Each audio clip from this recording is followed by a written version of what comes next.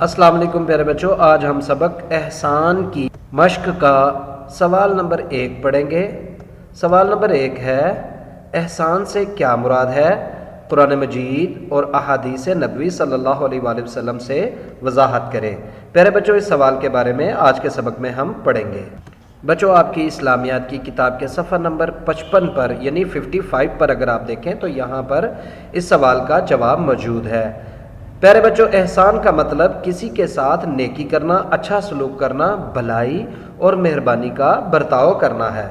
یعنی لوگوں کے ساتھ اچھا سلوک کر کے، لوگوں کے ساتھ نیکی کرنا، اچھا سلوک کرنا، لوگوں کی مدد کرنا، بھلائی اور مہربانی کا برتاؤ کرنا احسان کہلاتا ہے۔ یعنی ماں باپ کے ساتھ اچھا سلوک کرنا، اسی طرح بہن بھائیوں کے ساتھ اچھا اور نرمی والا برتاؤ اور سلوک کرنا، یتیموں، محتاجوں، غریبوں یا مسافروں یا باقی لوگوں کے ساتھ، رشتہ دار ہوتے ہیں، ہمسائے ہوتے ہیں، ان کے ساتھ اچھا سلوک کر کے ہم احسان کرتے ہیں، احسان کر سکتے ہیں۔ پیارے بچوں، اسلام میں ایمان کے بعد دوسروں کے ساتھ اچھا سلوک کرنے کی تاکید کی گئی ہے۔ یعنی لوگوں کے ساتھ، دوسرے لوگوں کے ساتھ اچھا سلوک کرنے پر اسلام میں زور دیا گیا ہے۔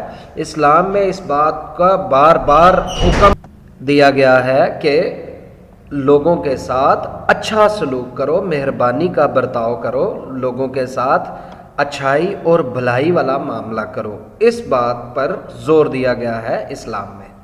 دراصل احسان حقوق اللہ یعنی اللہ تعالیٰ کے حقوق، جیسے اس کے سامنے سر جھکانا، ایک ماننا، خالق ماننا اللہ تعالیٰ کو، اسی کے سامنے اسی کو اپنا خدا ماننا، اسی کے سامنے جھکنا، نماز پڑھنا، حج کرنا، روزہ رکھنا، یہ اللہ تعالیٰ کے حقوق ہیں، ان کو حقوق اللہ کہتے ہیں۔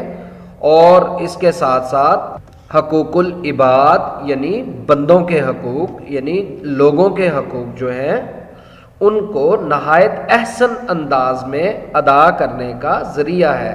یعنی احسان کے ذریعے ہم اللہ تعالیٰ کے حقوق اور بندوں کے حقوق انتہائی احسن بہترین طریقے سے ادا کرتے ہیں۔ رسول صلی اللہ علیہ وآلہ وسلم کے احکامات کو دل و جان سے قبول کرنے اور ان کو پورا کرنے کے لیے بھرپور کوشش کرنا احسان ہے، بلکہ بھلائی کا، نیکی کا، اچھائی کا ہر عمل احسان ہے۔ پیارے بچوں، احسان کی اہمیت کا اندازہ ہم اس بات سے بھی لگا سکتے ہیں کہ قرآن پاک میں احسان کے بارے میں اللہ تعالیٰ کا ارشاد ہے، بسم اللہ الرحمن الرحیم، وَأَحْسِنُوا إِنَّ اللَّهَ يُحِبُّ الْمُحْسِنِينَ، سورۃ البقرہ آیت نمبر 195۔ اس میں اللہ تعالیٰ نے فرمایا، اور احسان کرو، بے شک اللہ احسان کرنے والوں سے محبت کرتا ہے۔ اسی طرح آپ صلی اللہ علیہ وآلہ وسلم نے فرمایا، ترجمہ، اللہ تعالیٰ نے ہر شے پر احسان کرنا فرض کیا ہے، ہر چیز پر احسان کرنا فرض کیا ہے۔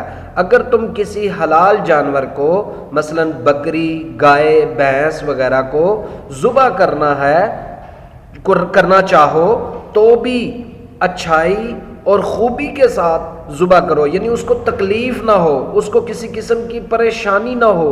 جس چیز کے ساتھ آپ ذبح کر رہے ہیں وہ چیز بالکل صحیح ہو، مثلا چھری ہے تو وہ تیز ہونی چاہیے، کہیں ایسا نہ ہو کہ جس جانور کو ذبح کیا جا رہا ہو اس کو تکلیف پہنچے۔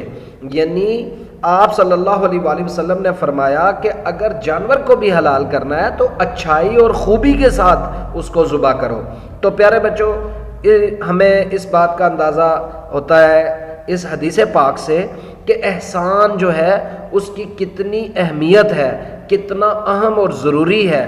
اللہ اور اللہ کے رسول کے فرمان ہیں ہمارے سامنے کہ ہمیں بار بار تاکید کی گئی قرآن پاک میں اور حدیث میں کہ لوگوں پر احسان کرو، اللہ کی مخلوق پر احسان کرو، اس کے بدلے میں اللہ تعالیٰ بہت زیادہ اجر دیتا ہے۔